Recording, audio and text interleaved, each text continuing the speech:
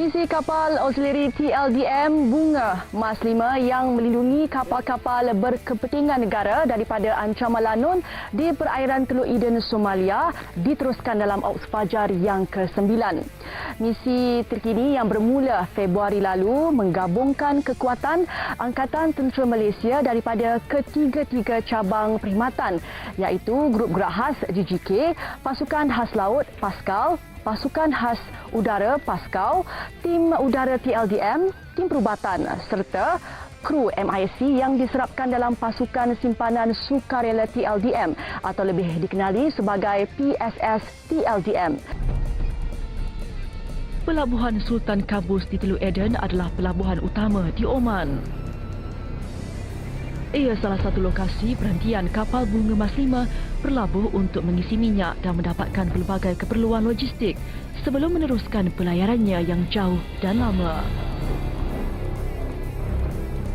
Nyaman udara pagi dan kesegaran bayu laut memberi kesegaran kepada mereka ketika menjalani latihan fizikal sebegini. Gaya hidup anak kapal MISC yang menyertai pasukan PSS TLDM telah banyak berubah, dipengaruhi dengan gaya hidup ketenteraan yang sentiasa mementingkan disiplin tinggi. Setelah beberapa hari berlayar di Teluk Eden, kini kapal Bunga Mas 5 telah berada di perairan Lautan Hindi yang juga tidak terkecuali daripada ancaman lanun. Komander Khawaraj yang cukup berpengalaman perlu meneliti peta kelautannya. Lokasi yang pernah terjadi serang lanun telah ditandakan. Melintasi perairan itu menuntutnya sentiasa bersiap siaga. Menurut Komander Khawaraj, lanun seringkali muncul di perairan ini sebagai kapal nelayan. Mereka mencari kapal-kapal yang mempunyai speed yang rendah dan freeboard yang rendah supaya mereka senang memanjat. They have the model in terms of finance. Dia mulalah dia more better speedboats, ya, better daripada AK-47.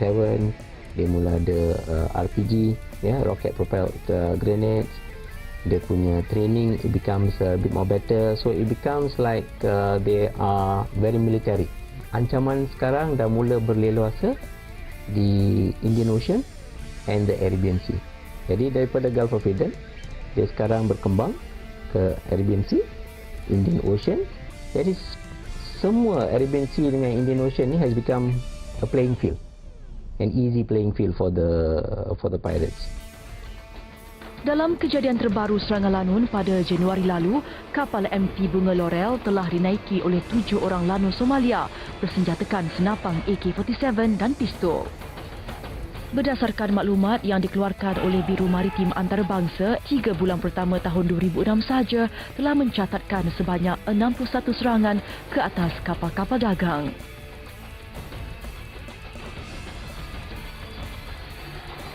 Sejak operasi ini dilancarkan, kejayaan pertama yang dikecapi oleh Angkatan Tentera Malaysia melalui pengoperasian 2 kapal tersebut dan juga penugasan anggota daripada 3 cabang perkhidmatan iaitu Paskal daripada Tentera Laut, Grup Gerak Khas daripada Tentera Darat dan juga Paskau atau Pasukan Khas Udara daripada Tentera Udara telah membuahkan beberapa kejayaan.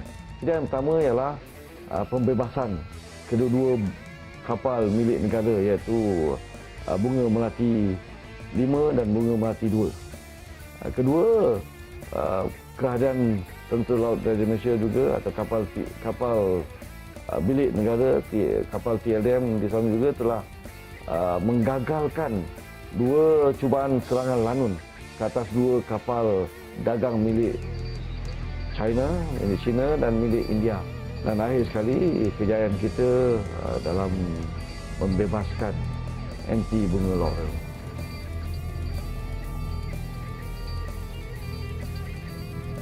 Sejak pengoperasian kapal-kapal TLDM dan juga kapal auxiliary TLDM sejak 28 Ogos 2008 tidak ada kapal milik negara yang diiringi oleh TLDM ditawan oleh sana. Kejayaan-kejayaan tersebut telah secara langsung menaikkan nama dan imej Angkatan Tentera Malaysia dan imej negara di mata dunia. Dalam operasi membebaskan kapal bunga L'Oreal, Kapten pesawat Lieutenant Jason adalah juruterbang utama.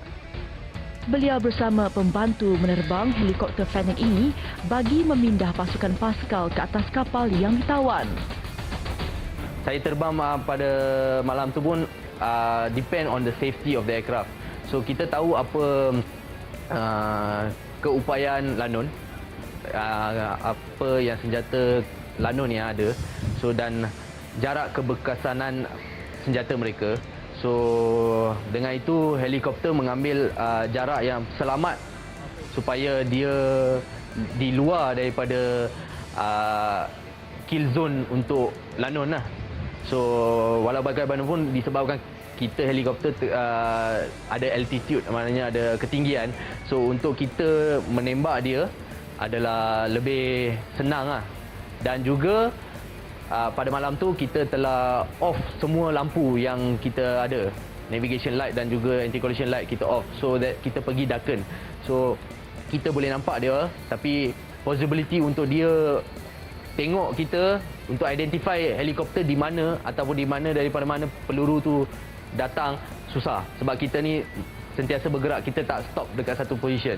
Ia misi berisiko tinggi kerana berhadapan dengan pihak Lanun yang mempunyai senjata berat seperti RPG atau pelancar roket, rifle AK-47 dan pelbagai senjata lain. Lieutenant Jason terpaksa bertindak pantas kerana nyawa anak-anak kapal bunga L'Oreal ketika itu diibaratkan seperti telur di hujung tanduk. Jika bahan ini bermanfaat kepada anda, subscribe, likes dan share.